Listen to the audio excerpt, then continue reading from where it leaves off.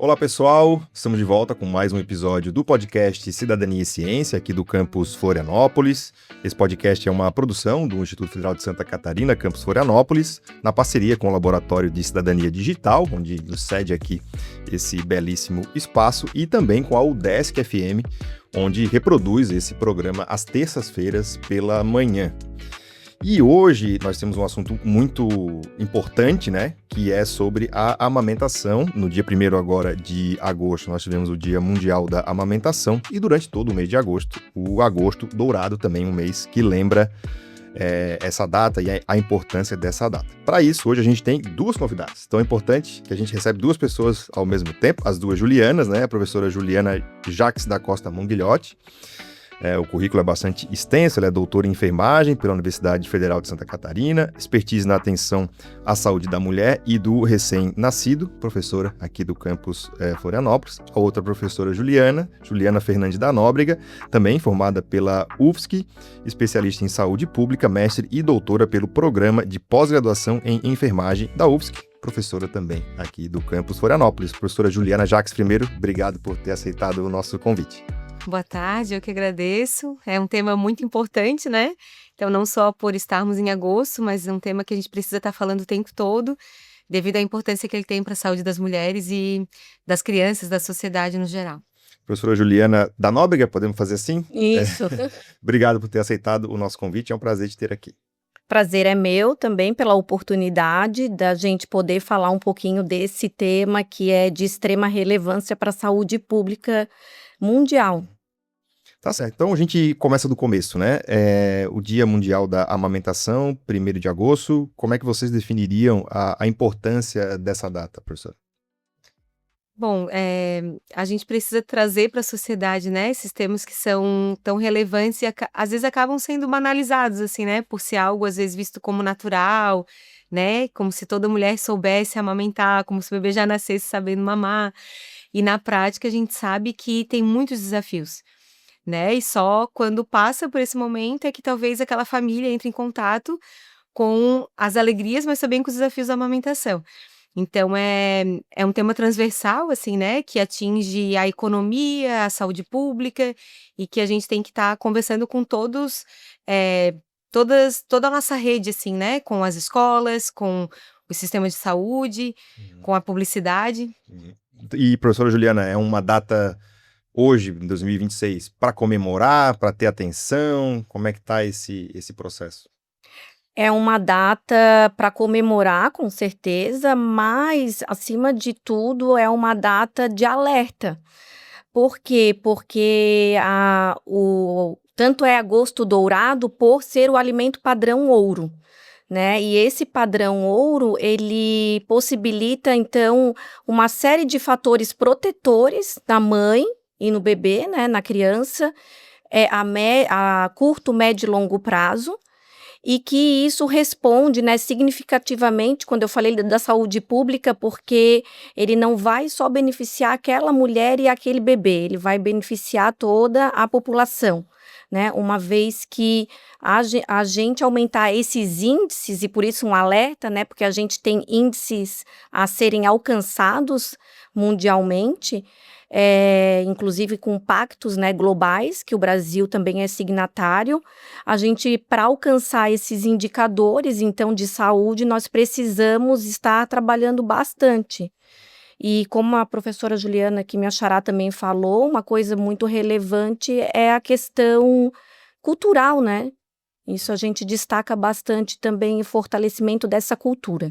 E esses índices, a senhora pode dar um exemplo, assim, de quais são e como que a gente chega? É um índice de ml, é um índice de participantes, né? Enfim, como é que se chega nesses índices desejados?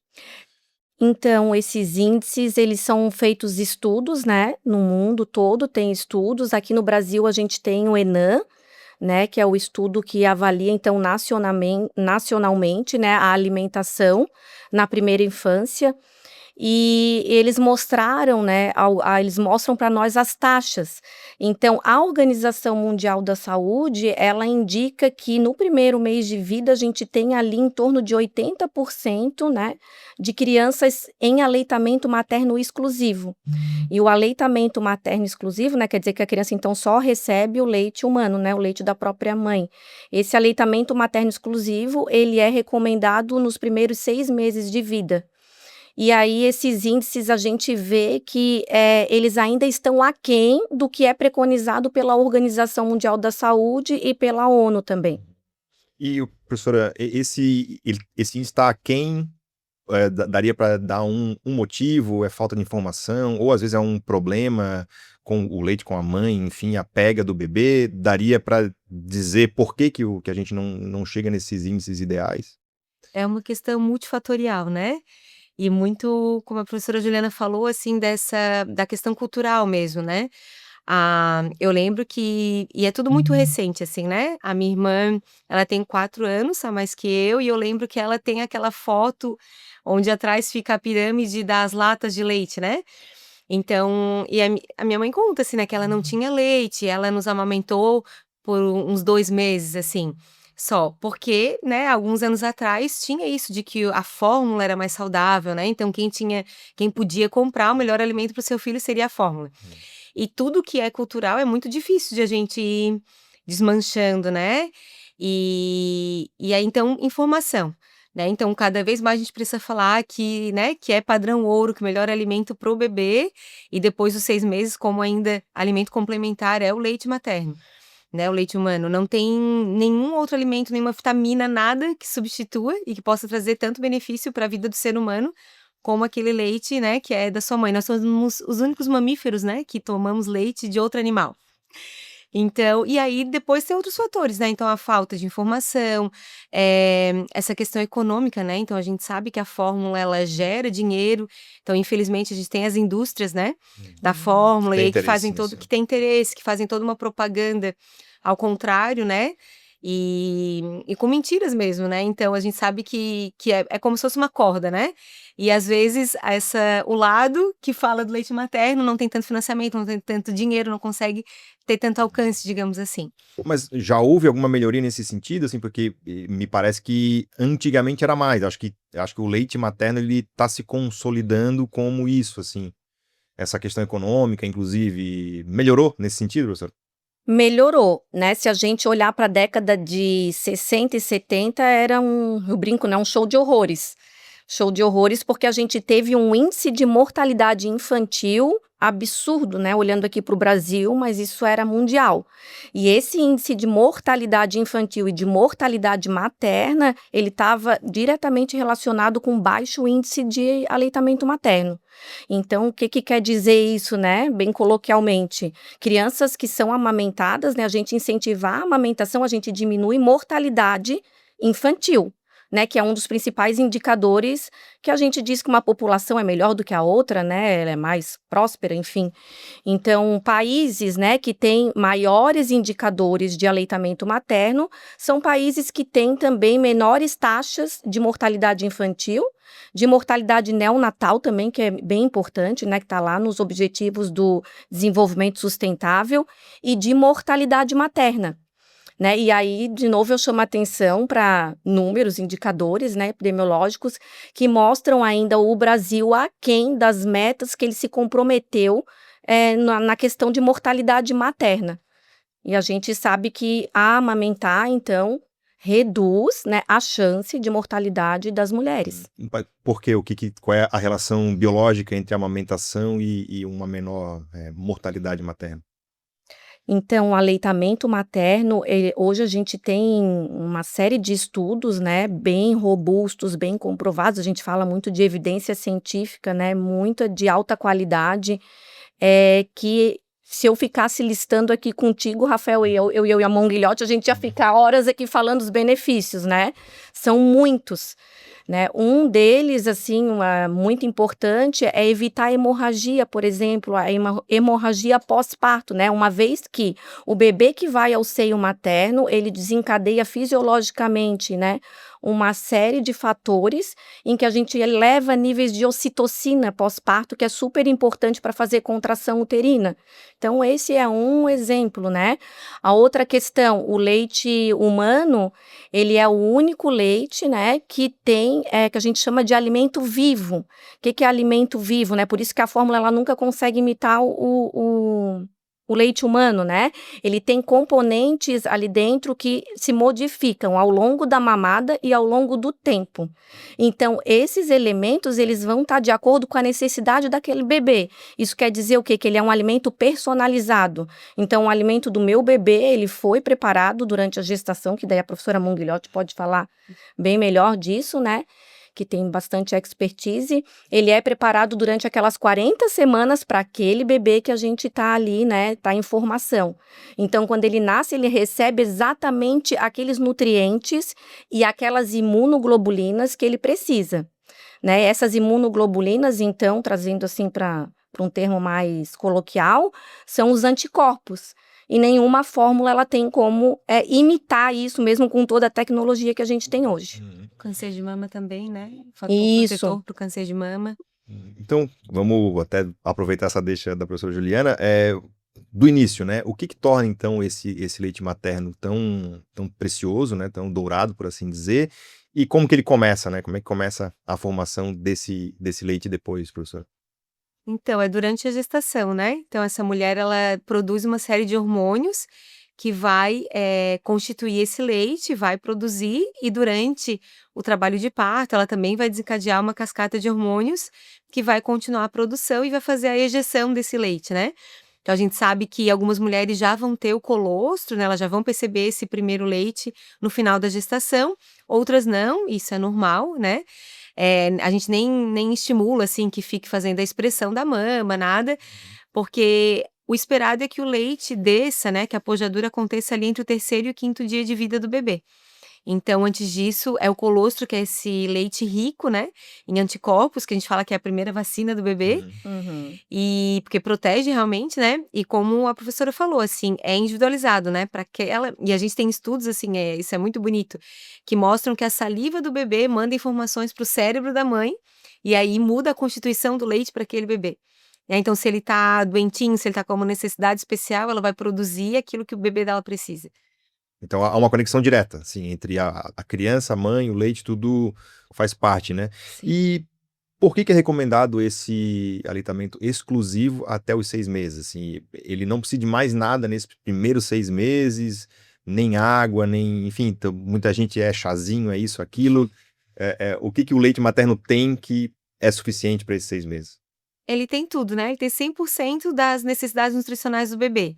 E aí, a gente sabe que a introdução de outras coisas vai prejudicar a amamentação, né? Então, em relação à saciedade do bebê, claro, né? Se eu dou chá, se eu dou água, ele vai mamar menos, mas principalmente em relação à produção do leite, né? Então, o principal fator para estimular a produção do leite materno é a sucção do bebê, né? Então, a gente precisa, com frequência, daquela sucção do bebê ali no seio, mamando, para que a mulher receba essa informação no cérebro dela e possa produzir leite suficiente para o bebê, né? Então, às vezes se pensa assim, mas não vai atrapalhar, mas é um chazinho que não vai fazer mal. Mas sim, interfere na produção do leite materno. Talvez não faça mal no sentido biológico, assim, se a criança tomar água, ela não vai ficar doente, mas ela vai mamar menos. E aí, mamando menos, acaba sendo prejudicial nesse sentido. E o trato digestório da criança também, do lactente, né, que a gente fala, ele não está preparado ainda para a introdução alimentar, né? Tanto o trato digestório quanto uma série de outras coisas, que a introdução alimentar, ela começa depois. E mesmo assim, o aleitamento materno, como a Monguilhotti já falou, né, ele segue sendo um alimento também complementar, né? Mas a criança, ela vai dar ainda sinais de prontidão a partir, mais ou menos, né? Não é assim 6 meses, né? A partir, né, aproximadamente dos 6 meses. Então, antes disso, tudo que a criança precisa é ser amamentada. E assim, tem uma diferença que é bem teórica, né? Mas a gente fala aleitamento materno e fala amamentação. Então, a amamentação são as crianças que recebem o leite humano no seio materno. Então, ela vai ao seio materno, isso tem uma diferença. Porque eu posso receber o leite humano ordenhado, né? Que essa mãe, então, ela pode ordenhar o leite e dar de outra forma, dar numa colherinha, dar num copinho. Então, daí ela não está amamentando, ela está recebendo o leite materno mais ordenhado. E aí, o que tem a ver isso, né? Tem tudo a ver, porque a Monguilhote já falou ali da questão da saliva também, né? Quando esse bebê, ele vai ao seio materno, o que acontece ali, né? É uma série de fatores. Então, eu gosto de falar bastante ali no grupo de gestantes, que não é só sobre nutrição. É sobre muito mais do que nutrir, né? É sobre vínculo, é sobre deglutição, é sobre respiração, é sobre fonação e sobre digestão. Né? Então, é muito mais. Então, a criança que ela vai ao seio materno, ela faz uma academia, né? Então, o crânio e a face da criança que está em pleno desenvolvimento, ele, ao fazer toda a movimentação que é complexa, né? Porque, como a Monguilhote já falou, parece algo muito... é só colocar na mama, né? Mas existe ali uma biofisiologia muito, altamente complexa, né? A gente tem livros de amamentação que são gigantes, né? A gente fica muito tempo estudando essa fisiologia da sucção, da deglutição correta, né? Porque isso vai fazer com que a formação de crânio e face, ela seja harmônica, né? Mais correta, vamos dizer assim. E o que isso tem a ver, né? É para ficar mais bonito, é para ficar com o dente mais bonito, que é o que as pessoas mais comumente associam, né? Aquele que tomou a mamadeira, então ele vai ficar com problema no dente. Então é só botar um aparelho, agora tem tanta coisa. Não é sobre dente só, né? É como eu falei ali, a gente tem um sistema chamado sistema estomatognático. O sistema, então, estomatognático, ele é um sistema que envolve toda essa parte de crânio de face e que tem a ver também, então, com a questão da fala dessa criança depois. Então, ela pode desenvolver, né? Ela evita, na verdade, ela ter disfunção na fala, atraso na fala, toda a parte de respiração, evitar uma otite, porque todos esses canais, né, toda essa questão aqui anatômica, ela é altamente conectada. E além disso, né, a gente sabe que crianças que são amamentadas, elas dormem melhor. Então, existia um mito, né, de que a criança que toma mamadeira dorme melhor. Depois a gente teve um estudo que ficou até bem famoso, um ensaio clínico, que comparou crianças que mamavam na mamadeira e crianças que mamavam no peito, e que viu que a diferença... leite materno, ou não, ou outras coisas. Independente do leite, sim. né? E que essas crianças que usavam fórmula na mamadeira ou que iam ao seio materno, elas dormem até que é amamentada no seio, dorme ainda 30 minutos a mais. Né? Então, existia aí um mito, né, que falava bastante dar aquela mamadeira que aí a criança vai dormir. Capota. Vai dormir a noite toda, e não é bem assim, né? Então, a questão do sono também é bastante crianças, né, que não receberam aleitamento por algum motivo, elas têm mais chance de desenvolver doenças respiratórias, né, de todos os tipos. Então, a gente também diminui o índice de internação hospitalar por doenças respiratórias e, inclusive, os respiradores bucais, né, que depois vão ser adultos que muitas vezes vão ter vários problemas relacionados a um sono ineficaz mesmo por questões orofaciais, né, que estão relacionadas a esse desenvolvimento que não teve essa oportunidade, né, de estar ali no seio materno. A gente está conversando com a professora Juliana Jacques, da Costa Monguilhote, e com a professora Juliana Fernandes, da Nóbrega, sobre o Dia Mundial da Amamentação, também do Agosto Dourado, e a importância da amamentação. Agora, a professora Juliana Monguilhote, queria perguntar, porque também não é uma fórmula certa, né? Tem mulheres com dificuldade de amamentação, de pega, enfim. Existe um limite para isso? Toda mulher pode amamentar, só deu algum problema, ou realmente tem situações em que isso não é possível e é obrigado a recorrer para outros meios, para fórmula, etc. Uhum.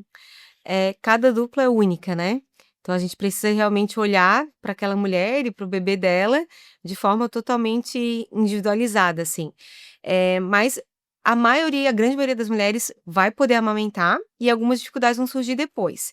Antes, né, o que a gente sabe é que o aleitamento ele é contraindicado para mulheres soropositivas, então, que são portadoras do vírus HIV. A gente até tem um estudo recente, né, que fala sobre também individualizar esse caso, porque antes era totalmente proibido, né? Então, se a gestante era soropositiva, tinha um diagnóstico de portadora do vírus HIV, era contraindicada a amamentação, precisava secar o leite, então o bebê nem ia ao seio. E saíram novos estudos mostrando que se a carga viral está indetectável, né? Então, se é uma mulher saudável, isso tem que ser conversado com ela, pesado riscos e benefícios, e aí, a partir daí, a mulher também pode participar, né, dessa decisão, assim. E, fora isso, a gente sabe que tem muita dúvida, né, para mulheres que colocaram prótese ou que fizeram redução de mama. Isso também tem que ser individualizado, né, Ju? Porque dependendo da técnica cirúrgica, né, do quanto a mama foi seccionada, se foi pela areola, se foi por baixo do músculo, tudo isso vai interferir de forma diferente na amamentação, Uhum. né? Então, quando é algo assim, às vezes a gente precisa esperar o bebê nascer, ver como é que vai ser o estímulo, como vai ser a produção daquela mulher, e aí sim ver em que momento que vai ser necessário introduzir a fórmula ou não, né? Eh, mas o que a gente vê, assim, é que a informação e o suporte definem muita coisa, né, porque é Uhum. isso, assim, fisiologicamente, a grande maioria das mulheres poderia amamentar, mas na primeira semana, quando ela já tá de alta da maternidade, o leite desce, o bebê muitas vezes não consegue ainda abrir bem a boquinha, abocanhar, né, ela tem dificuldade na produção, ou machuca, faz uma fissura, e aí se ela não tem esse suporte, é muito fácil desistir, né, porque daí tá lá a lata na farmácia, no supermercado, a propaganda Uhum. dizendo que é igual, né, o que é Sim. melhor. A própria questão Então individual, né? A Uhum. família não tá dormindo, e tem tudo isso sim, que o acaba suporte familiar, convencendo. né. Uhum.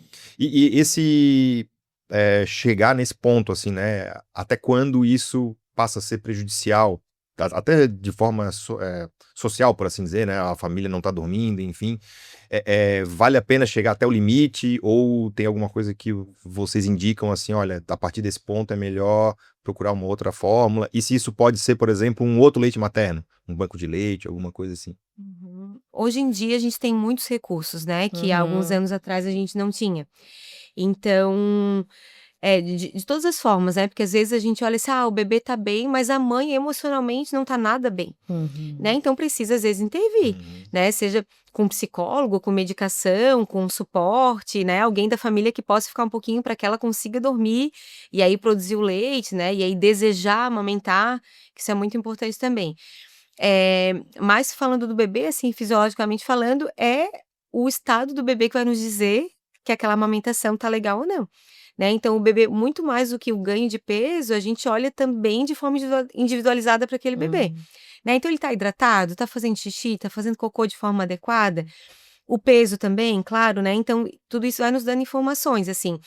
É tão ouro, tão precioso, que a gente realmente deveria chegar no limite, né, e que toda mulher tivesse chance de ter esse suporte, né, pelo sistema público, para que todas tenham acesso, de um profissional que ajude em todos esses âmbitos, assim, né, essa rede mesmo. E tanto, né, de tratamento, né, então se ela faz uma fissura, se machucou, se está sangrando, quanto de tratamento psicológico, né, ou para o bebê, às vezes são pequenos ajustes que a gente faz, e aí o bebê consegue mamar, e é multiprofissional, né, às vezes precisa da fono, do odontopediatra, da enfermeira, de toda uma equipe, assim. Acho que a gente pode Uhum. complementar também. É importante ressaltar que a amamentação é de todos, inclusive esse foi o tema do ano passado, né, se eu não estou enganada, ano passado ou retrasado. A amamentação não é da mulher e do bebê, né, a amamentação é do parceiro, é do vizinho, é do colega do trabalho. Por que que eu falo isso, né, porque a nossa sociedade ela, eh, não tá, não tem um esforço grande, né, ou ainda de forma adequada para a maternidade, né, e isso a gente fala desde lá da gestação. Então, hoje, né, há um apelo comercial, a mulher ficar grávida e a preocupação da mulher socialmente, né, até por todas as influências que a gente tem, é o enxoval. E esse enxoval é a roupa, é o laço, é o não sei o quê, né, e até Ensaios, outros né? apetrechos, até outros apetrechos que vão atrapalhar a amamentação, né? A maioria deles vão atrapalhar, né? Então, às vezes, a pessoa vai lá dar um presentinho, né? Toda cheia de boa intenção, e é um item que vai atrapalhar o aleitamento materno, até causar uma afecção naquela mama puerperal. Né? Então, essa questão que vem do marketing muito pesada, comercial, ela atrapalha muito mais. E como a professora Monguilhotti destacou, né, a melhor coisa que essa família pode ter no momento de gestação é a informação de qualidade. Né? Ela saber o que é a importância do aleitamento, como ele é feito, que ninguém conversa sobre isso, né? Hoje as mulheres ainda chegam para nós em 2026 e eu pergunto, quem aqui já teve a mama avaliada? E ninguém levanta a mão, né? Então, o pré-natal todo, faz né? o pré-natal todinho pensando no parto, não que o parto não seja importante, senão a Ju vai brigar comigo. É super importante, inclusive ele determina também, né, que essa produção de leite ela seja ainda melhor, mas que essa descida seja mais rápida e tudo mais, mas não é só sobre o parto, né? É sobre amamentar, e amamentar, a mulher deveria, né, ter condições, essa mulher, essa criança, essa família, de ter acesso a esse alimento padrão ouro, pelo menos até 2 anos de vida. Né? Então, sim, crianças maiores devem ser. Então, quanto maior o tempo de amamentação, maiores os benefícios para a mulher, para o bebê e para a população como um todo. Então, uma vez que a população ela também abraça a causa, né, ela também apoia essa mulher, por que eu falo isso? Porque um dos principais, não é o principal fator de desmame precoce é a volta da mulher ao trabalho.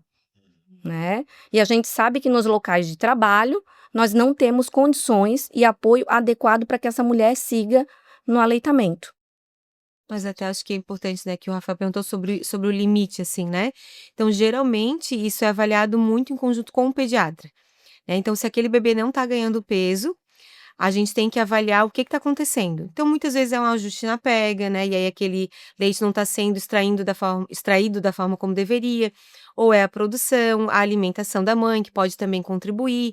Então, algo assim. Mas o que a gente sabe? Que primeiro a gente ajusta ali, né? Para ver se é alguma questão da pega. Mas aquela mulher tem uma boa produção de leite. Então, a gente pode ordenhar aquele leite e oferecer para o bebê dela. Né? E aí vai entrar na mamadeira? Não, de preferência não, porque a gente sabe que a mamadeira é um confundidor muito grande para que o bebê depois faça essa confusão de bico e não consiga mais mamar. Né? E aí tem outras formas de ofertar o leite, no copinho, na sonda dedo, né? Na colherzinha. Então isso já é uma grande coisa, assim, porque a gente tira por um tempo esse contato, esse vínculo, né? A amamentação direto no seio, como a professora falou, mas mantém o benefício do bebê estar sendo alimentado pelo leite da sua mãe. Na lista de prioridades é melhor que ele beba o leite materno, na colher, onde seja. Mas aí, né, depois a gente vê o resto. Viu os fatores relacionados ao bebê, viu os fatores relacionados à mãe, que às vezes essa mãe só precisa dormir. Só precisa tomar um banho com calma e ela já vai voltar a produzir os hormônios necessários para a amamentação, né? Aí sim, não deu, claro, pode ser que para alguns bebês seja necessária a fórmula, né? Mas não é o que a gente vê na prática, assim, às vezes, geralmente a fórmula entra muito antes de outros recursos quase serem na primeira usados, dificuldade assim. já vai, né? Agora entrar num tema que eu particularmente gosto muito, em especial na área da saúde, são mitos e crendices, né? É uma expressão que a gente ouvia antigamente, não sei se ouve ainda, a questão do leite fraco, né? Tipo assim, existe ou não, ou toda mulher tem a capacidade de produzir esse alimento ouro, ou tem mulher que realmente tem alguma questão que acaba fazendo um leite não com essas propriedades? Isso é mito, é verdade? O que vocês podem dizer? É mito. Toda mulher, ela é capaz, né, de produzir, ela produz o leite ideal para o bebê dela. Em raríssimas exceções, né, a gente tem casos de baixa produção fisiológica, né? Porque a baixa produção de leite, como a Ju falou, ela pode ser desencadeada por coisas externas e internas, né? Externamente, até o que a Ju falou, né? O sono, né? A falta de apoio, o estresse, enfim. E internamente alguma questão fisiológica, aquela mulher está doente mesmo, ela está tendo um puerpério patológico que a gente fala, né? Aí pode cair a produção dela. Mas não existe um leite da Maria é melhor do que o leite da Ana, não, o leite da mulher, ele é produzido naquelas aproximadamente 40 semanas de gestação, personalizado para aquele bebê. Tá? O que existe como a professora Juliana falou, pode ter dificuldade, as dificuldades elas existem porque a amamentação por muito tempo ela ficou esquecida quando a gente teve o boom da fórmula e a fórmula ela não veio sozinha, ela veio com apetrechos, né? Ela veio com a mamadeira, com todos os bicos artificiais que a gente fala. E quando a gente teve um momento histórico grande com essa interferência, né, em que muitas crianças morriam, eu falo isso bastante, né, que para chamar bem a atenção, muitas crianças morriam. A gente tinha 3 dígitos, né, de índice de mortalidade infantil no Brasil, que era quando o índice de amamentação era baixíssimo. Quase nulo, baixíssimo, e de mortalidade materna também. Então, o leite é sempre personalizado. O leite é sempre, não existe um leite fraco, né? Existe uma amamentação que pode estar precisando de manejo, que a gente fala, né? Existe uma dupla que pode estar precisando de ajuste. Por quê? Porque amamentar é natural, mas não é simples, é complexo. É bem complexo, né? Então, tem toda uma coordenação de movimentos que o bebê precisa fazer, né? E o bebê neurotípico, que a gente fala, ele tem essa fisiologia já, ele tem reflexos primitivos que ele nasce e que ele vai, então, ajudar ele a amamentar, mas ele precisa de uma mãe também que auxilie ele naquele processo, né? Então, a gente fala muito de pega, que a Ju falou, né? Pega, posição e sucção, que é a tríade da amamentação. E esse conhecimento, ele se perdeu, assim como o conhecimento do parto, né? É muito parecido com a história do parto. O parto, quando foi levado para o hospital, né? E veio o boom das cesáreas, assim aconteceu com o aleitamento materno também, né? Então, teve muito essa questão da mamadeira. E as mulheres, então, elas acreditavam, né, que a mamadeira era melhor. E isso foi lá para o inconsciente, né? Tanto é que hoje, mesmo tendo toda essa divulgação, ainda a mulher, ela fica se questionando da sua capacidade fisiológica. Mas será que mesmo eu consigo produzir um leite que não seja fraco? Né? E essa questão, desculpa, só para contribuir, assim, essa questão do leite fraco, eu acho incrível, assim, porque é uma realidade muito triste que a gente encontra em países muito pobres, assim, né? E a gente tem, em algumas regiões da África, por exemplo, que a pobreza é extrema, né? E as mulheres, elas são muito magras, muito desnutridas, mas produzem leite para nutrir suficientemente o seu bebê. Isso é incrível, assim, né? Porque vai faltar para a mãe, né? Mas o leite que ela produz é adequado para aquele bebê. Agora, ainda nesse gancho, né, existia aquela coisa, a mulher tá produzindo pouco leite, dá cerveja preta, enfim, todas essas crendices. Existe alguma coisa nesse sentido? Existem alimentos que podem induzir a formação de leite? Ou é também um drama coletivo no sentido de vários fatores, né? Pode ser o sono, enfim, mas tem tanto medicação quanto algum tipo de alimentação que pode induzir essa amamentação, o aumento da amamentação? Sim, são muitos fatores, né? Mas a gente tem sim alguns alimentos que a gente fala que são galactogogos, né? Que não é que uma mulher que não amamenta vai começar a amamentar a partir dos alimentos, mas sim, eles aumentam a produção de leite. E algumas medicações também. Mas a cerveja preta é mito ou não? Ou é verdade? Não pode cerveja. Não pode, né? Pois porque sempre se falava isso, né? Sim. Né? Do cerveja preta induz a amamentação, a produção de leite, né? Então isso é mito, né? E talvez até aumentar essa produção, mas a gente sabe que o álcool é prejudicial para o bebê, né? Então, se botar na balança, não vale a pena. Não vale a pena. Né? E aí a gente tem sim outros alimentos que não são prejudiciais e que podem contribuir para essa produção. E o que passa da mãe para o bebê no sentido alimentício, né? Porque às vezes a pessoa tem essa dúvida, né? De o que a mãe come que pode passar via leite para a criança. É tudo ou o próprio leite materno, essa produção, faz uma seleção daquilo que vai pro leite? A alimentação da mãe, né? Tudo que a mãe faz, ela vai, né, transpor para aquele bebê ali. Né? Por isso que álcool zero, qualquer substância, né, tóxica, Fumar um cigarro não é o ideal, Fumar o então. cigarro não, né? Nem fumar perto, Cafeína. né? Cafeína, enfim. Alguns medicamentos, né? Que são proibidos, nem todos, né? A gente tem ali um compilado de estudos que daí a gente vê se o medicamento ele é seguro, altamente seguro, né? Médio ou não é seguro para usar na lactação. Então, tem que ter esses cuidados, sim, e a mesma questão com a alimentação, né? Quando a mãe percebe que ela introduz algum alimento com frequência e que aquela criança fica desconfortável, por exemplo, né? Ela pode relatar isso, né? Com quem faz o acompanhamento da criança e aí fazer alguns testes para ver se tem alguma questão mesmo de intolerância, de alergia alimentar, porque isso pode acontecer. Agora, tu falaste da questão do HIV, né? Mas tem alguma outra condição médica que faça com que a mãe não amamente, né? Que seja recomendável não amamentar? E aí, coisa simples, né? Tá gripada, tá resfriada, tá com uma gripe, uma influenza, uma covid, ou a amamentação suplanta tudo isso? Alguns vírus passam, E tá? O HIV seria um HTLV deles, né? também, o HIV, tá? Eles passam. O HIV hoje, como tem um tratamento muito eficaz, né? Tem países que já recomendam o aleitamento nas mulheres que estão com uma carga viral bem baixa, bem controlada, né? Porque o benefício supera. A gente sabe disso.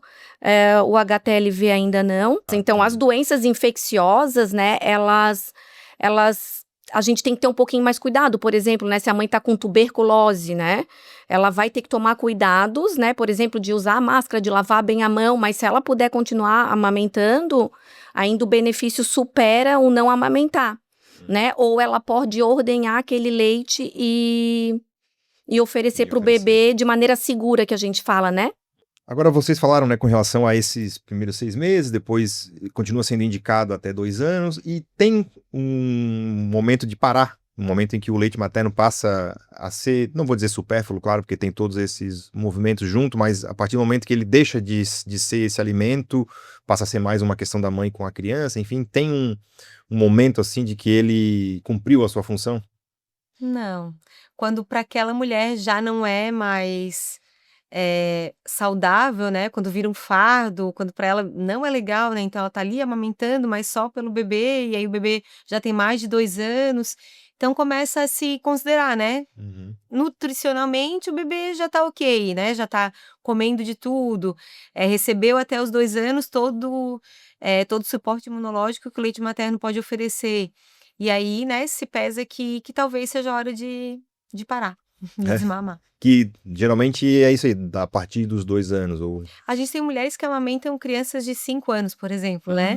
É difícil a gente ver e hoje a gente sabe que tem um preconceito, né, então muita gente que olha: "Nossa, mas pra quê? Se a criança já come de tudo", porque desconhece os benefícios, né. Então enquanto é prazeroso pra mãe e para o bebê, não há contraindicação. Mas nessa idade ele ainda tem benefícios, no Ainda sentido tem benefício. nutricional? Sim. Agora, vamos trazer a conversa um pouco aqui pra gente, né? Vocês duas são professoras aqui do IFSC. Quem se interessa por esse assunto, quem gosta de trabalhar nessa área da saúde, que tipo de cursos a pessoa vai fazer aqui e que vai poder também trabalhar as questões da amamentação, mãe e bebê? Então a gente vai agora vai puxar, né, Pode pro puxar, nosso. aqui é nosso. A gente tem um projeto de extensão que chama Gestar em Família, e já tem há mais de 12 anos, né, onde a gente faz grupo de gestantes e nós valorizamos muito, assim, porque os nossos encontros eles são feitos à noite, já faz alguns anos, e isso fez com que os acompanhantes consigam participar.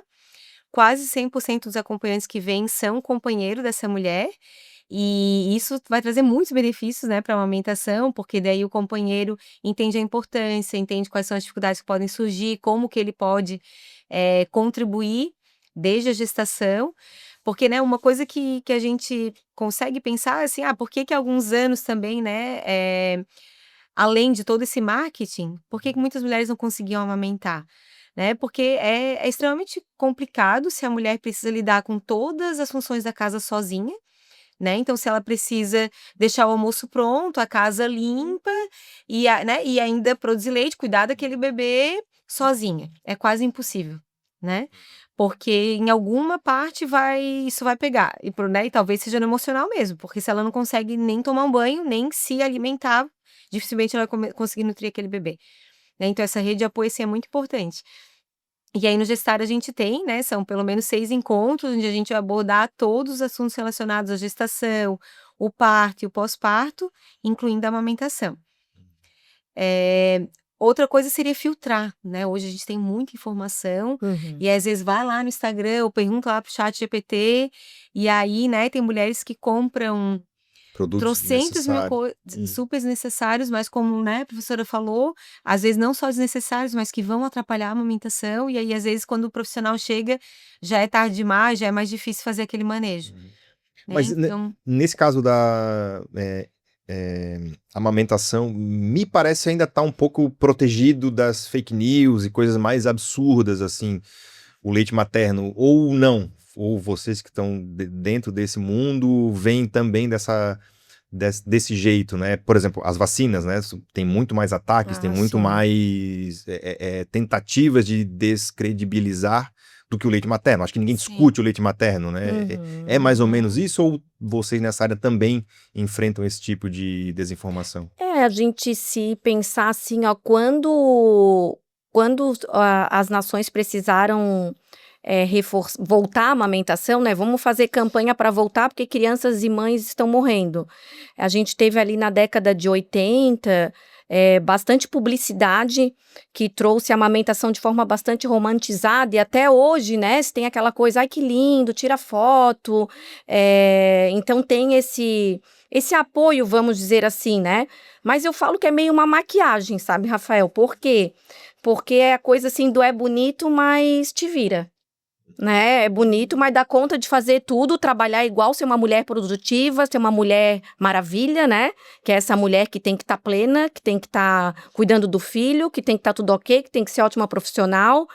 E ninguém apoia no fundo, né? Não, é legal amamentar. Né? Mas vamos falando. Mas como é que é? Você vai faltar o trabalho, vai, né? Então, vai produzir menos no teu artigos, trabalho, vai. vamos discutir aqui dentro da instituição um lugar para amamentar. Como assim? Não tem sala, não. Eu já dou uma alfinetada.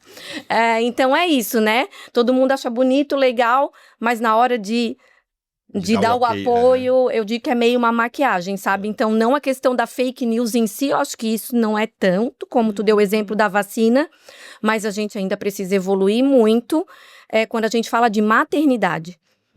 Então, a professora Juliana Monguilhotti falou do projeto Gestar em Família, que inclusive vai abrir uma nova turma, né, professora? Se quiser fazer o jabá aí para quem está interessado. Sim, no final de agosto nós vamos abrir a próxima turma e nós sempre divulgamos as inscrições no Instagram do nosso curso, que é enfermagem_IFSC, e o curso é totalmente gratuito, né?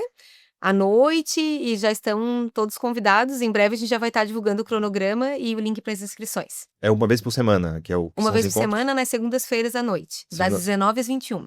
Agora tem um outro projeto muito legal aqui também, que é o ambulatório de amamentação aqui do Campus Florianópolis, um outro desses projetos que já tem mais de uma década aí, professora Juliana. Como é que ele funciona e que tipo de benefícios ele tem trazido para a população? O ambulatório de amamentação, ele começou um pouquinho depois, ele surgiu ali na pandemia, né, quando as unidades básicas de saúde tiveram que fechar, né, e todo aquele esforço ali, né, pela questão do Covid, e nós vimos a preocupação de manter os índices, né, de não baixar tanto os índices de amamentação. Então ele surgiu de forma online, né, prestando uma consultoria gratuita em aleitamento materno online. Então era para todo o Brasil que a gente fazia isso. E depois que a pandemia passou, a gente foi passando por várias fases. Assim, a gente tem parceria aqui junto da Prefeitura Municipal de Florianópolis, né? Trabalhando junto às unidades básicas de saúde, a Policlínica da Mulher e da Criança. E também aqui dentro da escola, né? Hoje a gente tem a questão do espaço, né? Que é uma dificuldade nossa, assim, né? De continuar os nossos projetos aqui dentro. Enfim, a escola cresce bastante e a gente tem, né? Bastante demanda. Então, a gente procura as parcerias, né? Hoje a gente tem essas parcerias, então, com a rede pública de saúde. onde nós ofertamos esse ambulatório nas unidades. Isso, onde a gente presta um atendimento especializado. Então, por exemplo, né, nós trabalhamos com o equipamento que é um equipamento de laser, né, que é usado também para algumas lesões de mama. Então, as unidades chamam a gente, né, nos casos em que precisa desse tratamento, e a gente vai lá, né, nessa parceria e complementa aquele atendimento que já é feito pela rede. Mas acho que vale destacar, assim, do projeto do ambulatório de amamentação, que a professora Juliana Nóbrega coordena, assim, né, mas que a gente tem um potencial muito grande no projeto. E os nossos 2 grandes, né, objetivos são tanto ter uma sala de apoio à amamentação aqui na escola, né, porque isso qualquer local, empresa, escola que tem um grande número de mulheres circulando deveria ter. Seja para as terceirizadas, para as professoras, para as alunas que amamentam, né, porque a gente daí tem o menor índice de evasão também, porque essa aluna consegue amamentar Auxiliar. no lugar apropriado, ou pelo menos extrair o leite e guardar para o bebê dela, para poder deixar em casa congelado e outra pessoa ofertar. Então isso é algo que a gente sente falta e é um espaço pequeno.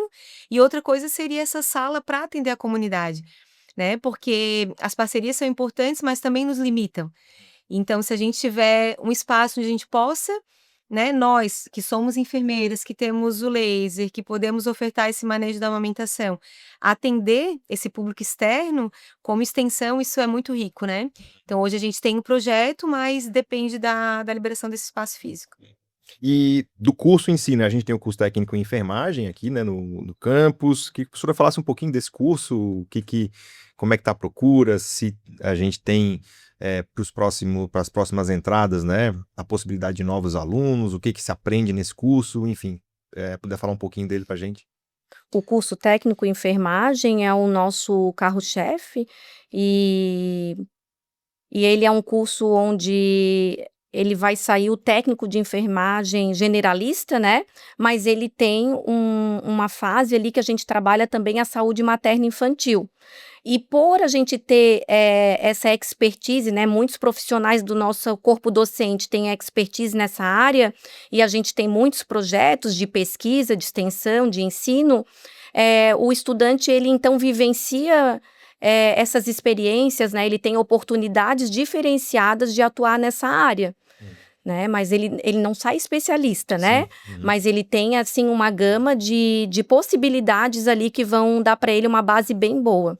Ele é um curso do tipo subsequente, ou seja, né, para quem já Subsequente. concluiu aí o ensino médio, dura 2 anos, 4 semestres, e é à tarde, né? Isso, vespertino. À tarde aqui no campus. E um diferencial bem grande é que os nossos alunos, eles têm estágio desde a primeira fase, né? Então é o único curso técnico que a gente tem ciência aqui na cidade que oferece a parte prática desde a primeira fase. E como a gente estava conversando, né, como a amamentação ela é multifatorial e é uma questão da sociedade, às vezes esse técnico de enfermagem que se formou aqui, ele não vai trabalhar com a amamentação, mas ele vai ver essa puérpera com dificuldade no seu local de trabalho, quando ela leva o bebê para fazer vacina, quando vai fazer o teste do pezinho, né, quando vai fazer uma outra consulta e consegue orientar, né, sabe que aquilo é um problema que tem que ser feito. Então é muito legal porque a gente consegue relacionar o ensino com a extensão através dos nossos projetos. Depois ele pode se especializar nessa área, ele pode ser um consultor de amamentação, por Sim, exemplo, ou isso é uma atividade exclusiva do enfermeiro? Não. Não? Consultor de amamentação, doula, né? A gente sabe que como membro da equipe de enfermagem, os técnicos de enfermagem estão subordinados ao enfermeiro, digamos assim, né? Como membros de uma equipe. Mas eles têm um conhecimento para se aprofundar, e aí hoje a gente tem profissões como consultor de amamentação, né? E aí, com certeza, sendo técnico de enfermagem já é um diferencial também para esse profissional. Então, a gente falou da extensão, né? Falou do ensino também através do curso técnico em enfermagem, mas a gente tem também a pesquisa ligada a essa área aqui, professor, aqui, que você falasse sobre o que a gente tem na área da pesquisa com relação à amamentação. Atualmente, uma das pesquisas maiores que o grupo tem, né, é uma pesquisa, então, fomentada pela FAPESC, e é uma corte, então, dos nascidos em 2026, que nós estamos, então, pegando uma amostra representativa do estado, né, nas principais maternidades do estado, e aí essa amostra, né, ela vai avaliar que fatores que podem interferir no aleitamento materno. Então, essa pesquisa, ela visa também responder objetivos do Plano de Saúde Estadual, né, para a gente identificar ali possíveis melhorias na assistência de saúde do estado. Então a gente está com essa pesquisa em andamento. Em que fase que ela está? Tem previsão dos resultados? Nós estamos na fase de coletas de dados, né? Na primeira etapa é um follow-up que a gente fala, né? Um segmento. Então a gente está na primeira etapa ainda da pesquisa e elas são 4 etapas. Então vai avaliar a criança no nascimento, avalia a criança com aproximadamente 1 mês, 3 meses e 6 meses e 1 ano de vida, né? E aí a gente vai avaliar quais são esses fatores que interferem no aleitamento materno. E depois isso vai virar uma publicação, imagino? Sim. Qual é o compromisso depois, né? Vai ajudar na saúde pública do estado? Essa parceria está nesse sentido? E isso respondeu o plano ali, como eu falei, né? O plano de saúde do estado, né? Porque a gente pegou como base os objetivos desse plano. E aí é dar o feedback para todos os locais que a gente fez a pesquisa, né? Divulgar também na comunidade científica como um todo, né? E assim, professora, como é que você vê o papel do IFSC nesse sentido, né? Nós somos uma instituição que está abrangendo esses 3 pontos, né? O ensino, a pesquisa e a extensão, e a gestão, né? Como resultado desse, a própria atuação no ambulatório, no gestar em família, acaba, por que não, melhorando a saúde pública de maneira geral, mesmo que isso não seja nosso objetivo principal, né? Apenas transversal. Como é que tu vê o papel do IFSC nesse sentido? Muito importante, né, porque nós formamos novos profissionais. Então, quando o técnico, né, o aluno do técnico, ele tem esse contato, entende, né, e valoriza a importância da amamentação, a gente já tem um ganho aí em muitos anos para frente. E nós somos uma instituição, né, uma escola com potencial gigante, assim, então, aberta a parcerias, né, com o estado, com o município, podendo atuar tanto no ensino, na pesquisa, como na extensão, formando novos profissionais, atualizando. Então, acho que é muito importante, assim, né, e isso que a professora Juliana Nóbrega falou, de que ao longo dos anos o corpo docente foi se especializando nessa área, né, então a gente tem já um grupo de professores com afinidade, com interesse pela saúde da mulher e que consegue estar atuando, né, nessas 3 frentes. Então tá, estamos chegando ao final aqui de mais um Cidadania e Ciência, podcast aqui do Campus Florianópolis, né, do IFSC de modo geral. O tema desse dia é o Dia Mundial da Amamentação, ocorrido agora em 1º de agosto, e o Agosto Dourado, mês dedicado aí à amamentação. Eu conversei aqui com as professoras a Juliana Jacques da Costa Monguilhote e com a professora Juliana Fernandes da Nóbrega. Primeiro, obrigado aí por ter aceitado o nosso convite, a casa está sempre aberta, né? Sempre que vocês precisarem, nós estamos à disposição. Se quer deixar um recado final aí a quem nos ouve, também fica à vontade, professora. Eu que agradeço, né, muito importante que a comunicação aqui do campus valoriza também, né, os projetos da área da saúde.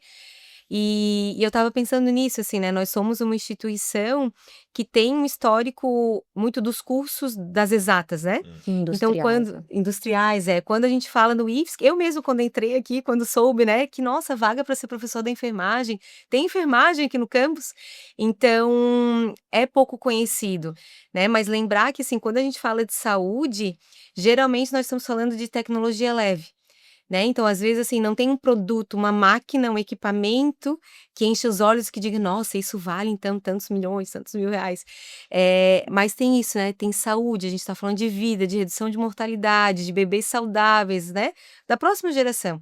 Então acho que pedir também esse apoio, né, esse apoio institucional, apoio do governo, apoio da sociedade, para um tema que é tão importante, tão sensível e que às vezes passa desapercebido nesse montante de coisas, de projetos, né, que a gente tem. Certo, obrigado, professora Juliana Fernandes da Nóbrega. Então, nada mais tecnológico que o cuidado, né? Por assim dizer. Obrigado por estar aqui com a gente. Se quiser também deixar o seu recado final. Agradeço a oportunidade, reitero as palavras da professora Monguilhote, né, pelo pedido de apoio, assim. O corpo da saúde, ele não é tão grande, mas ele é um corpo docente altamente qualificado, né? A gente tem bastante projetos ali da enfermagem, da radiologia, que trazem, assim, que cumprem as missões do Instituto Federal, né? E isso é bastante importante destacar. E mais uma vez eu agradeço, Rafael. Eu que Obrigada. agradeço, aliás, a gente que agradece. Nós voltamos numa próxima edição do Cidadania e Ciência. Esse podcast está disponível também na UDESC FM, todas as terças-feiras pela manhã. A gente agradece aí a parceria da UDESC FM, agradece também o Laboratório de Cidadania Digital, que nos cede aqui o espaço, e voltamos numa próxima oportunidade. Obrigado.